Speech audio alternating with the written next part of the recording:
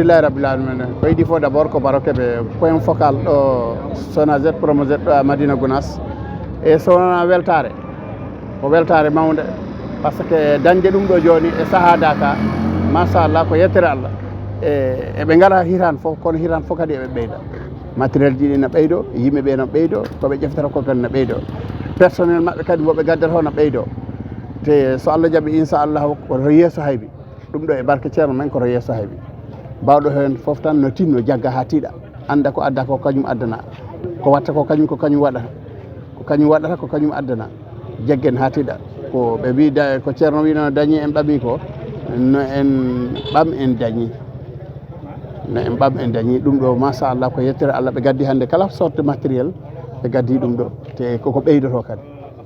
matériel koɓe gaddi ɗo ko polybenji e machine ngaji nokkoɗi ɗi le chargeur e ɓe gaddi 4 camions de polybène et 2 camions de camion poubelle collecte tawri 2 camions gonnoɗo ɗo ɗi woni 4 et en même temps une chargeur e matériel to ɓe gaddi poubelle aji ko wayno ɗum ɗo ni ɓe gaddi poubelle aji ɓe gaddi brouette ji ɓe gaddi peyluji ɓe gaddi fourchette aji ɓe gaddi ngogji ɓe gaddi jaseje ɓe gaddi balai traditionnel ɓe gaddi balai gazon ɗiɗo fof ko kaɓorɗe kurjur kala ko wawata haɓorede kurjur ɓe gaddi pour mbawen wallorade ɗum ɗon e ha wuuro ngo laaɓa ha Dakar laaɓa te kadi hayso woni Dakar sakima kadi wuuro ngo ɗum ɗon kam koko continta non jiruɗen de lebbi ɓawo ni guila duuɓi tatato ɓawo ɗum ɗon kam ko hitan fof ko continta so Allah jaaɓi inchallah point focal so wiyama point focal tan kañum waɗani ɗo représenté mairie to banggue maɓɓe so ɓe gari koye am ɓe jottoto mi yettinono monsieur le maire Alhaji Amady Tidiane Baro e wala no gandisa no laaɓal ngal wayi no jiiɗiɗon ni ɗo d' abord he guure wuro ngo no e ngo waɗi leyɗe 23 légal fof so camion ari yo yalten kurjur muɗum ganden camion goto jarta ko 80 millions ngaji 60 ñande fof o duppata gasoil ko 40 litres woni ko o duppata e dawol mabba sans compte na waɗi chauffeur yoɓete na waɗi yimɓe nayyi wonɓe caggal ko yoɓeteɓe ɗum ɗo fof so a yi en dañi ɗum ɗi woodi yiɓɓe ɗum hannde dañani eɗen gonɗi ɗo e commune Sinthiane Manda ɓe dañani ɗum Lenkering dañani ɗum e Bonkonto dañani ɗum e commune aji dans les 14 communes de ɗum ɗo département Vélingara ɓe keɓani so yi enen en keeɓi ɗum ko e barke ceerno ɗum noon so en dañi ko wayi noon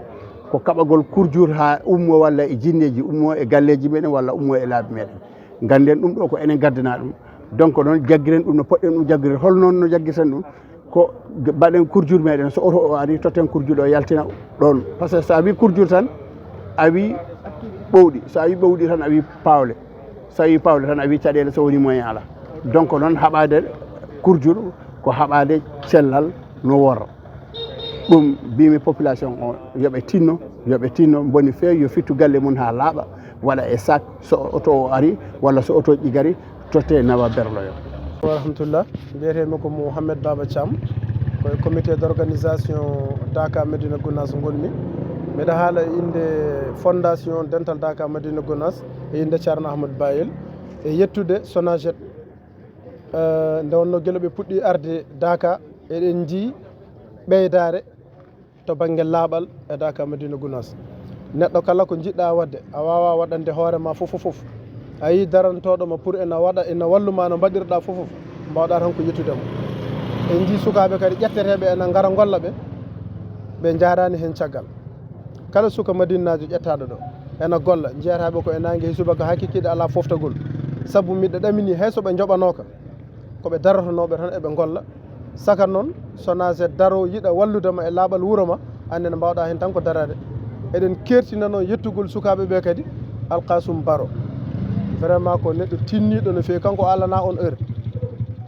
minuit 1 heure du matin a arat bettama tawama mi fitta wuuro ngo emo range poubelle aji ɗum ne kadi vraiment c'est à saluer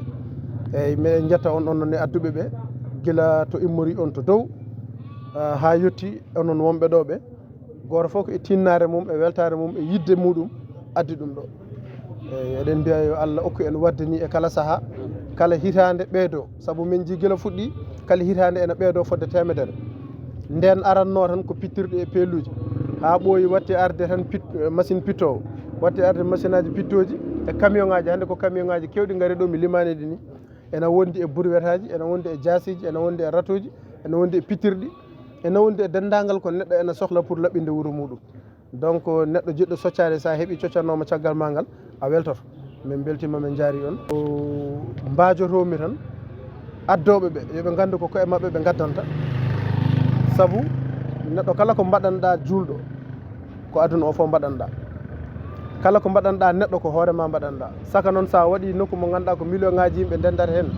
gara pour yo laaɓ yo yimɓe keɓɗo poofi yo yimɓe keɓɗo pofti ganduɗa ko hoorema mbaɗanta sa waɗi hande temedere janggo ma dañ ujunere inchallahu taala o amma wonɓe ɗo ɓe kadi e nder Madina Gounass ene ƴette ene golla yooɓe gandu kamɓe mbaɗante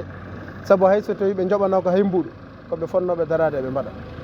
fonnoɗo darade noon ñande foof ene fittana hoore mum a dañi aroɓe gaddama kala ko cohlata e ko fittirte daro kadi jobma ya fittana hoorema ala ko keddoroɗa han kadi poɗɗa tan ko tinnade ɗum waɗi miɗen jetta Allah miɗen jettaɓe kamɓe miɗen jetta kadi gardiɗo mabɓe o Algasum Baro miɗen mbiyamo yo ɓeydu tinnade